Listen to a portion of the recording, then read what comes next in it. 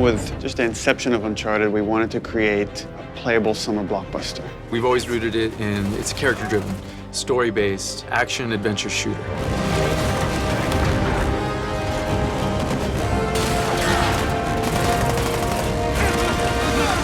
Underneath all of that, there's meaningful story moments, there's lovable characters. It's been a while.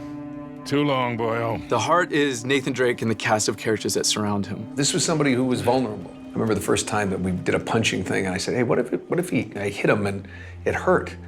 You know, I said, I've punched people, it hurts. So he was one of the first people who would hit and go, you know, and when he fell from a height, it knocked the wind out of him and he would struggle to get up. That's what Nate is at his core. He's just a normal guy trying to do the best he can, and he just keeps falling into these extraordinary circumstances and, you know, has to dig his way out of them. And everybody wants to be that guy. You want to be that adventurer that's digging up treasures that have been lost to history and time. You want to see what kind of problems he gets himself into and how they're going to get out of it.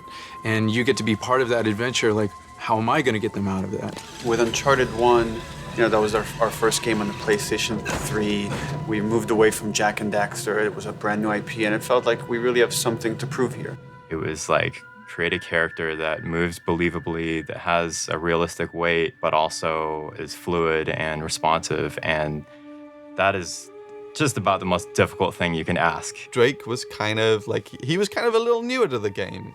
He was still figuring himself out, and so was the studio in lots of ways. We were still trying to figure out what Uncharted was. The cutting edge part of Uncharted was the process by which they decided to capture the content. And a lot of it was trial and error and trying to figure it out and trying to gain experience of doing that. All the games that I'd done before were all you go into a booth by yourself and you do the lines one by one. And I thought that's what it was going to be. And Gordon Hunt, who was the director, came over, and I'd known him for a while, and he said, this is what we're going to do. You're going to start out here, and you're going to go, and I, whoa, Gordon, what are you talking about, moving around here? This is a game, right? And he said, yeah, it's motion capture. And I went, motion what?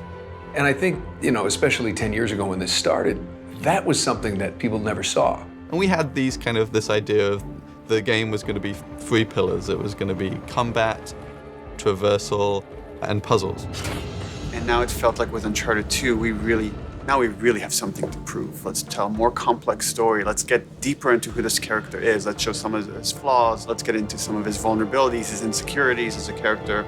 But at the same time, we wanted to up our set-piece game, and from a couple of pieces of core technology, mostly Drake's interaction with moving objects, that sort of spawned these big set pieces, like the train and the building that collapsed. But they weren't the focus. They weren't the core tenet. We didn't start saying, we're going to make amazing set pieces.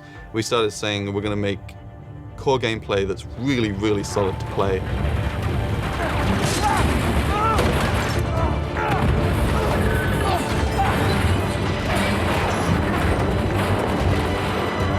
By the time we got to 3, it was like, okay, how do we take all of that and go bigger?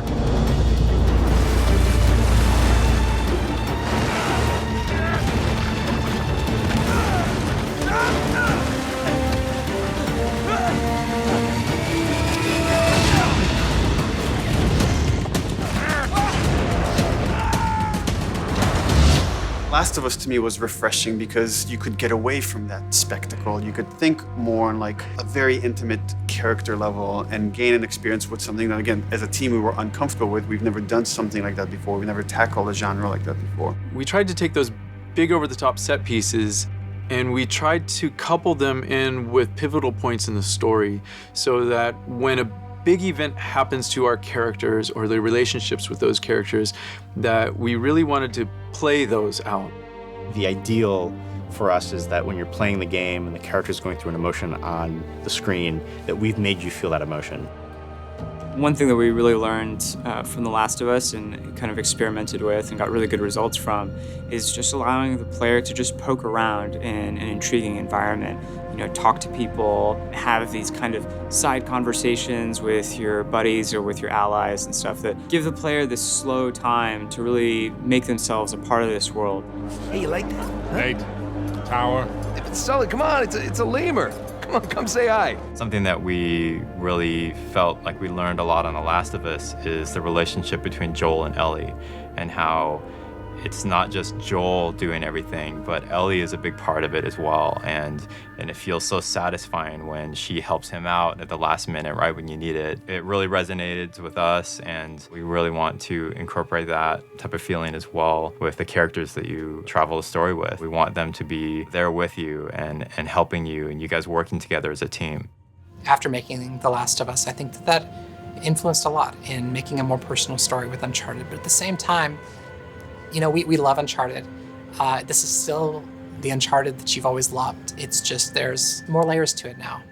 So moving back into the Uncharted world is kind of like coming home in a way and creating a very kind of brighter, larger world to play in. It's similar in some ways to, you know, Nathan Drake being drawn back to the adventure, being for us to like go big again and go like big spectacle, big explosions, while trying to like take on all the lessons we've learned throughout the games that we've worked on and try to tell a more human story within that. Uncharted 4, perhaps as a result, is going to be the best balance of bombastic and over-the-top and exciting adventure and these smaller moments, these small intimate moments that end up meaning just as much, that end up sticking with us for just as long.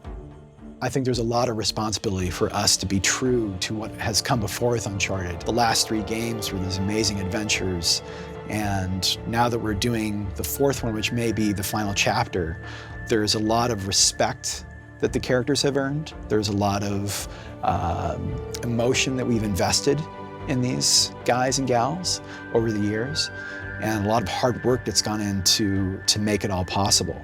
We feel like there is so much invested from all the people here that have been working on Drake and this whole like world for a decade. We want to do ourselves the service of actually tying this together.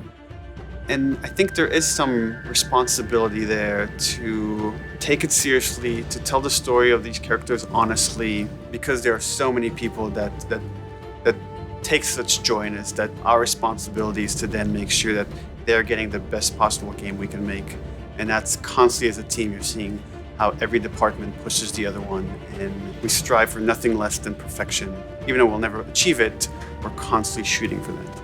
And that's the thing that drives us, is we want to make something that we can look at and be proud of and say like, man, this is like how cool we made this. Every pixel on the screen, like somebody here, there was energy that went into every single pixel on that screen. That's awesome.